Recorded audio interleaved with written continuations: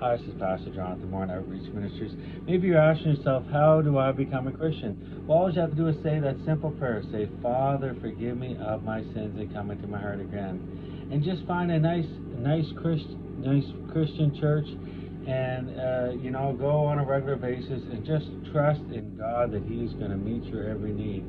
And read scriptures, read scriptures every day, spend time in prayer with like-minded Christians and trust that God is going to meet your every need. God will meet your need if you trust in Him. What does it say in the Bible? It says, speak to the mountain, it shall be moved.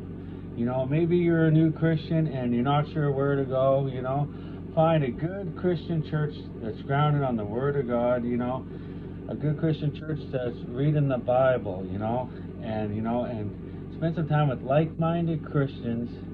Maybe go out for coffee with a Christian and, talk about God, read some scriptures, build up an altar towards God. What does it say in the Bible? It talks about building up an altar towards God. You got to build up an altar of faith towards God.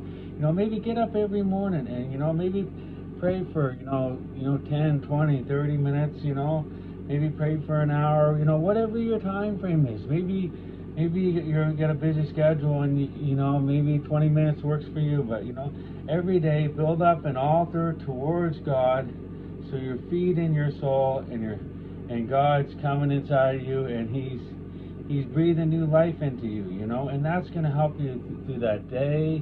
It's going to help you through that week, and God is going to really minister to you and help you if you spend time in prayer. Build up an altar towards God, and and spend some time with good Christians. Spend some time with good, like-minded Christians. They're going to build you up in the faith. It says, speak to the mountain, it shall be moved. Whatever you're looking for, new job, new house, new car, new mortgage. You got to trust in God that He is going to meet your every need if you trust in Him.